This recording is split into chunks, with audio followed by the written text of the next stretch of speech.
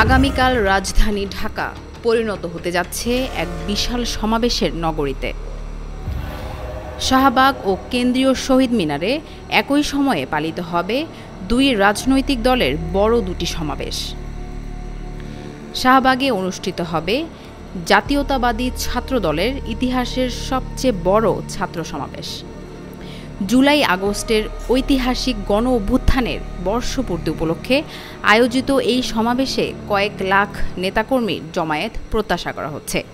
ছাত্র দলের পক্ষ থেকে জানানো হয়েছে, দেশের বিভিন্ন জেলা ও শিক্ষা প্রতিষ্ঠান ভিত্তিক গঠিত প্রায় ৯০টি সাংগঠনিক টিমের মাধ্যমে প্রস্তুতি নেওয়া হয়েছে।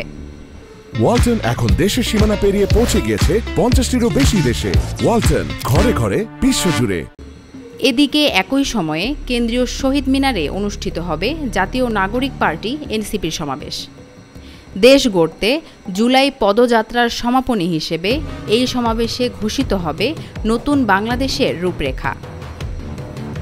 সমাবেশকে কেন্দ্র করে রাজনৈতিক উত্তেজনা থাকলেও দুই পক্ষই জানিয়েছে তাদের কর্মসূচি হবে শান্তিপূর্ণ।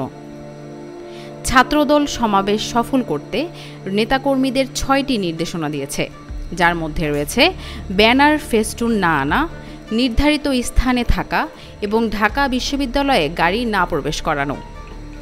এনসিপি জানিয়েছে তাদের অভ্যুত্থানের বন্ধুরাই ছাত্রদল ও বিএনপি। কোনো অনাকাঙ্ক্ষিত ঘটনা তারা আশা করছে না।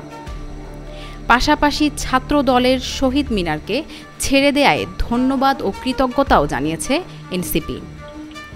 সব মিলিয়ে রাজধানী ঢাকায় আগামীকাল লাখো মানুষের পদচারণায় তৈরি হতে যাচ্ছে রাজনৈতিক শক্তি প্রদর্শনের এক নতুন অধ্যায়।